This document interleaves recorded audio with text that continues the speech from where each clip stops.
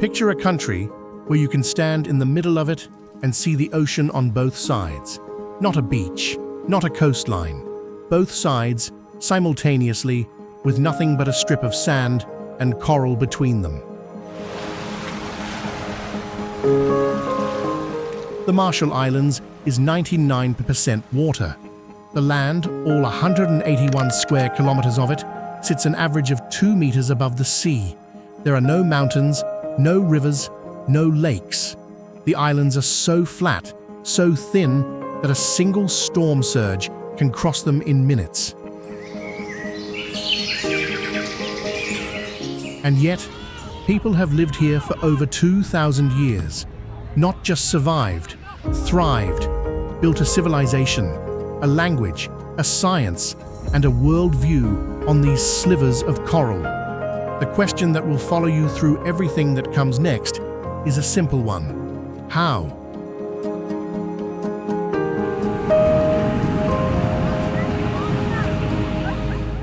Stand above the Marshall Islands on a clear day, and what you see is almost nothing.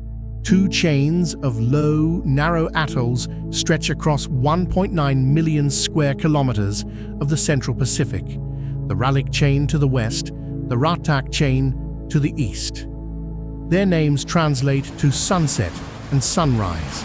From the air, they look less like a country and more like a scatter of commas dropped into an endless blue page.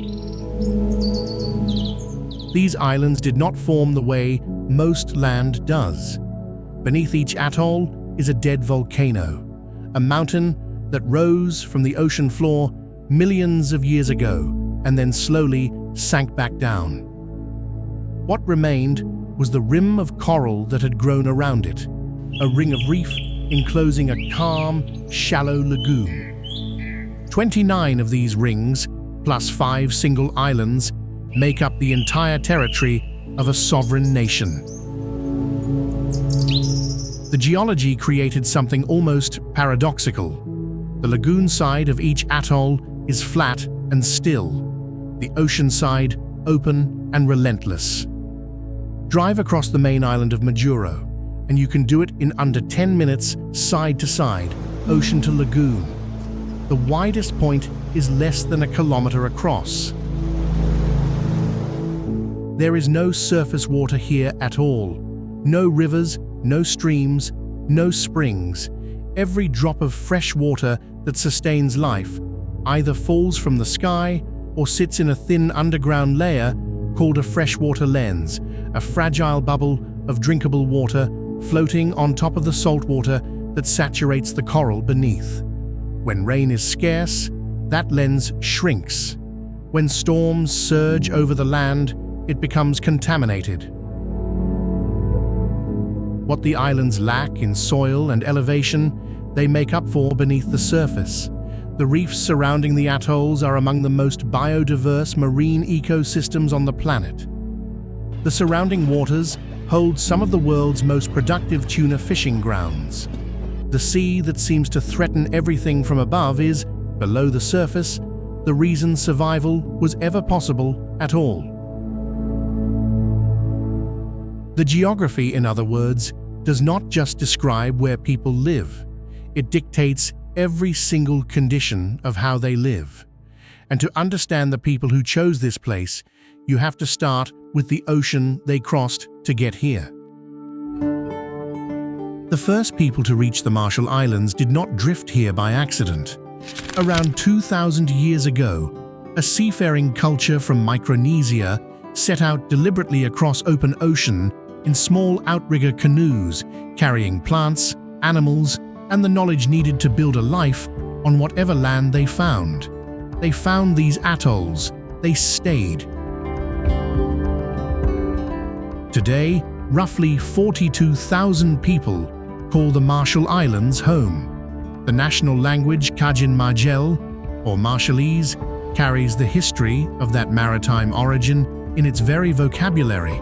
It contains hundreds of distinct words for types of waves, wind patterns, and star positions, concepts that most languages compress into a single syllable are in Marshallese expanded into precise navigational detail, because for centuries, knowing the difference could mean the difference between finding home and disappearing into the Pacific. The population is concentrated in ways that reflect the island's physical limits. More than half of all Marshallese live in the capital atoll of Majuro, and a significant portion of those crowd onto the single urban strip of Laura and the downtown corridor. The island of Abaye in the Kwajalein Atoll holds a population density that rivals the most crowded urban neighborhoods on Earth, over 30,000 people per square kilometer on an island barely the size of a few city blocks. But perhaps the most revealing demographic fact is this: there are now more than 30,000 people of Marshallese descent living in the United States, concentrated in communities in Arkansas, Hawaii, and Oregon. Nearly 40% of all people with Marshallese heritage no longer live in the Marshall Islands. Some left for economic opportunity. Many left because of climate change. Some, as you will see, left because of something that happened here decades ago that the world has largely forgotten. What drove so many people away from a place their ancestors sailed thousands of miles to reach? That answer begins not with the future, but with the culture they carried across the water. Here is something that most maps cannot show you. For the people of the Marshall Islands, the ocean between the islands is not empty space. It is a road, a network of roads, in fact, more legible to a trained Marshallese navigator than any highway system, because the ocean is constantly communicating if you know how to listen.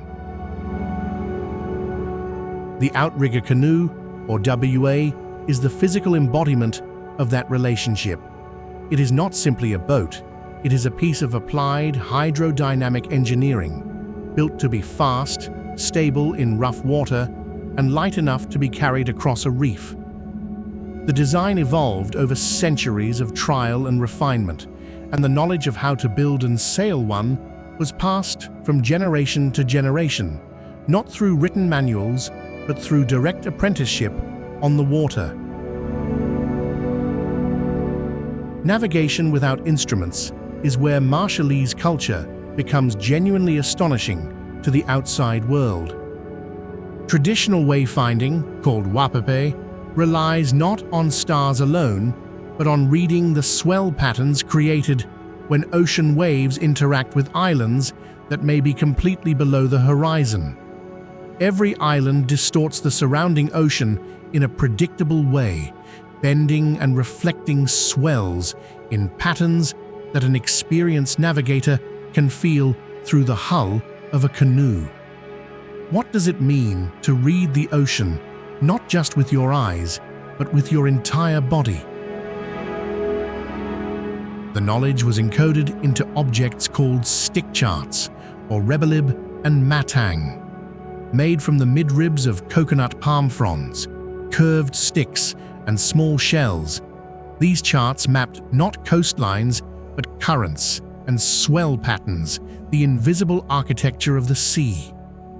They were teaching tools, memory devices, and navigational references, not carried on voyages, but studied on shore until the information was absorbed into the body of the navigator himself.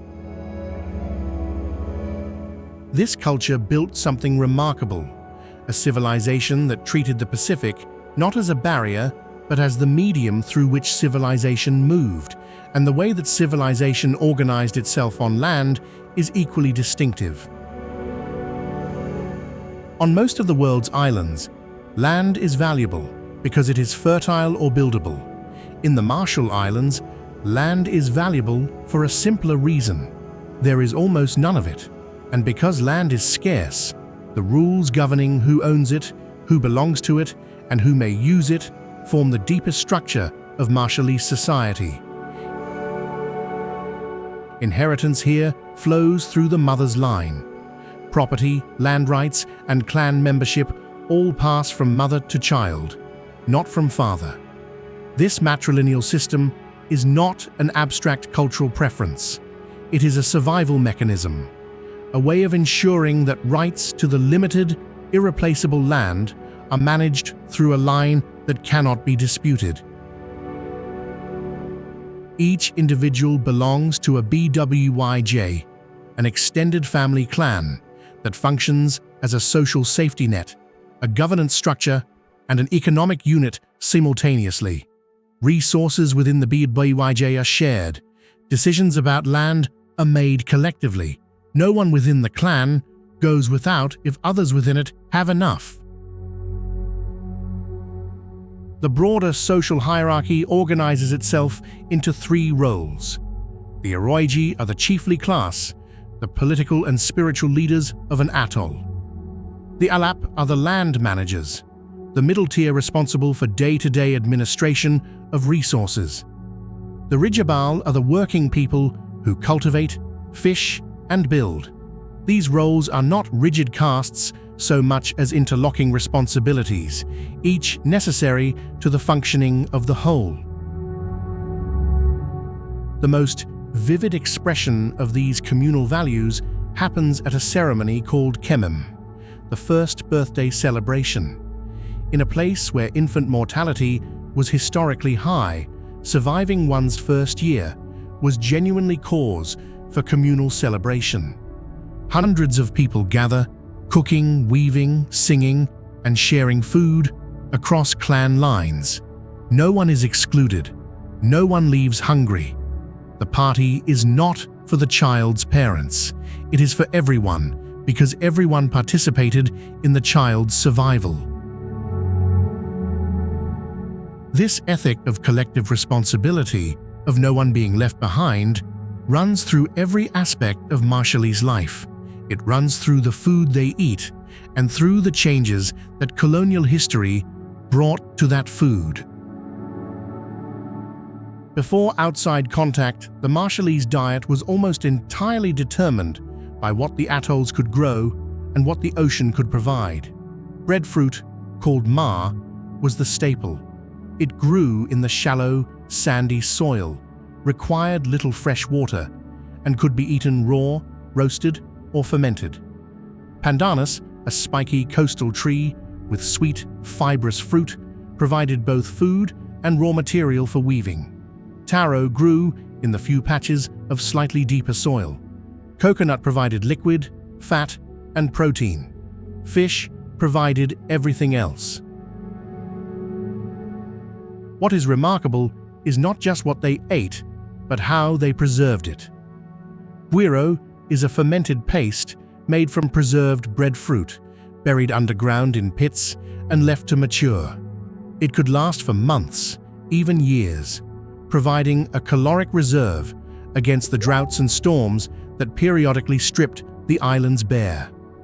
This was not primitive food storage, it was sophisticated long-term risk management. Then contact arrived, colonization followed, and nuclear testing destroyed much of the agricultural soil on several atolls. What replaced the traditional diet tells you almost everything you need to know about the economic and political reality that came after. Walk into a grocery store in Majuro today, and you will find white rice, canned corned beef, and Spam. The latter, the canned pork product, made famous in the American military supply chain, became a staple of Pacific diets during and after World War II because it was cheap, shelf-stable, and abundant in aid shipments. Turkey tails, the fatty offcuts of American poultry processing that Americans largely do not eat themselves, were exported to the Pacific and became a dietary fixture. The result is a population with some of the highest rates of type 2 diabetes and obesity in the world. Not because of cultural preference, but because of a specific sequence of historical events: colonization, nuclear contamination, and the economics of imported food. The diet tells the story of a society that was handed someone else's surplus and had to build a life around it. To understand how that happened, you have to go back to the economy that sustains the islands today, and then to the history that created it. How does a country of 42,000 people with no agricultural surplus, no oil, no manufacturing sector, and no significant mineral wealth sustain itself in the modern global economy? The Marshall Islands answers that question in 3 ways, each one revealing something about the island nation's position in the world. The first is the most traditional. On the outer atolls, families still harvest copra, the dried meat of the coconut, which is pressed to produce coconut oil for the cosmetics and food industries. It is labor-intensive, low-margin work done under the equatorial sun with hand tools. A family might work for days to earn what a single hour of professional labor earns in a developed country. The second is the ocean itself. The Marshall Islands controls an exclusive economic zone of over 2 million square kilometers, one of the largest in the Pacific. That zone contains enormous quantities of skipjack and yellowfin tuna, and foreign fishing fleets pay for the right to catch them. Revenue from fishing licenses is one of the most significant income streams in the national budget. Money earned not by extracting the resource directly, but by controlling access to it. The third is the most unexpected. The Marshall Islands operates one of the largest ship registries in the world. Under a system called a flag of convenience, international shipping companies can register their vessels under the Marshallese flag in exchange for fees, benefiting from favorable maritime regulations. Thousands of tankers, bulk carriers, and container ships sail under the Marshallese flag, ships that have never visited the islands and never will. But underneath all 3 of these income streams is a deeper economic reality. The Marshall Islands depends heavily on financial support from the United States under the Compact of Free Association, or COFA. This agreement, renewed and extended through 2043, provides hundreds of millions of dollars in aid and grants over its term. In exchange, the United States retains the right to operate military facilities in the Marshall Islands, most significantly on Kwajalein Atoll, where it tests ballistic missile defense systems. The question of why this arrangement exists, why the United States feels an obligation to this particular island nation, takes you directly into the most important and most painful chapter of Marshallese history.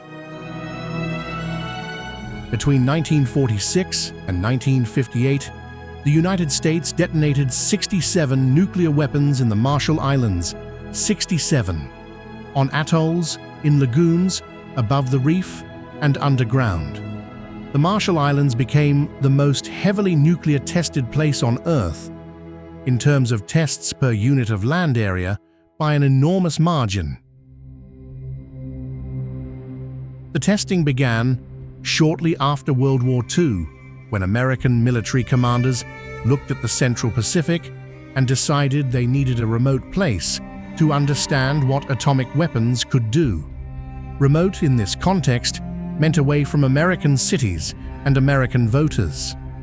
The Marshallese people, who lived on the designated atolls, were told they would need to leave, temporarily, for the good of mankind. Commodore Ben Wyatt, the military governor of the islands, asked the people of Bikini Atoll to make a sacrifice for the good of mankind and to end all world wars. The Bikinians, a deeply Christian community, agreed. They were never allowed to return. The bomb dropped on March 1, 1954, called Castle Bravo, was the largest nuclear weapon the United States has ever detonated. Scientists expected a yield of around 6 megatons. The actual yield was 15 megatons, more than 1,000 times more powerful than the bomb dropped on Hiroshima. The explosion vaporized 3 islands. The radioactive fallout drifted east, far beyond the planned exclusion zone, and settled like white ash on the inhabited atolls of Rongelap and Utrik. People on Rongelap described it as snow. Children played in it. Fishermen on a Japanese vessel 90 miles away were irradiated, and one later died. The residents of Rongelap were not evacuated for 2 days. In the years that followed, they experienced radiation sickness, hair loss, thyroid cancer, and a generation of stillbirths and developmental abnormalities that the islanders call jellyfish babies. The Marshall Islands gained independence in 1986 under the Compact of Free Association, the same agreement that now provides its economic lifeline. Legal battles over the health consequences of nuclear testing continue to this day. The United States established a nuclear claims tribunal that ultimately awarded $2 billion in damages. Congress has never fully funded those awards. What the testing left behind was not just trauma. It left behind something physical, something that is still there, sitting in the ocean, waiting. On Enewetak Atoll, there is a structure that locals call the Runit Dome. It is a concrete cap, 115 meters in diameter, built in the late 1970s over a crater blasted by a nuclear test. Inside the dome is approximately 85,000 cubic meters of radioactive soil and debris mixed with plutonium, scraped from the contaminated islands and sealed away. It was built to last. It was not built for what is happening to it now. The dome sits at sea level. The ocean is rising. Storm surges already wash over its base regularly, and cracks have appeared in the concrete cap. The radioactive material inside is not contained in any sealed vessel. It rests directly on the coral of the crater floor, and the groundwater beneath it has been contaminated for decades. What happens when the sea rises high enough to breach the dome permanently? No one has a fully reassuring answer. This is the convergence point where history and climate change meet in the Marshall Islands, and it is devastating in its precision. A country that contributed almost nothing to global carbon emissions, and that bears almost no responsibility for the nuclear legacy left on its soil, faces the most direct consequences of both. Rising sea levels are already saltifying the freshwater lenses that sustain the outer atolls. King tides, the extreme high tides that occur several times a year, now regularly flood streets, homes, and gardens in Majuro. Projections from climate scientists suggest that many parts of the Marshall Islands could become uninhabitable before the middle of this century. Not because they will be fully submerged, but because the freshwater supply will be too contaminated and the flooding too frequent to sustain permanent residence. The response to this is a steady, quiet exodus. Young and working-age Marshallese leave for the United States, where COFA grants them the right to live and work without a visa. The communities they leave behind age. Healthcare systems strain. Schools lose teachers. The social fabric that the BWIJ clan structure was built to protect begins to stretch. And yet the Marshallese are not passive in the face of this. Their government has become one of the most vocal and persistent advocates for climate action in the world, speaking at every major United Nations climate conference, pushing for more ambitious emissions targets, and arguing clearly and without diplomatic softening that what is happening to their country is an injustice being committed by the industrialized world. Is it possible that the smallest, most vulnerable nations carry the clearest moral authority on the issue that defines this century? They are also exploring something unprecedented: legal personhood for the nation itself, a formal declaration of statehood that would persist even if the physical land disappears beneath the waves, anchored in international law rather than geography. You began this journey with a simple question: how can people build a civilization on islands so narrow that you can see the ocean from both sides? By now, the answer is clear. The Marshallese did not conquer the ocean. They learned to understand it. They built a society where knowledge, cooperation, and resilience became the foundation of survival. Through colonial rule, nuclear testing, and now rising seas, they have refused to let those forces define who they are. But the Marshall Islands is no longer just a story about one nation. It asks a question that belongs to all of us. What happens when a country can no longer protect the land beneath its people's feet? That is no longer a distant possibility. It is happening now. If this journey changed the way you see this remarkable corner of the Pacific, share it with someone else. And if you enjoy exploring the world's most extraordinary places through the lives of the people who call them home, subscribe and join me for the next adventure.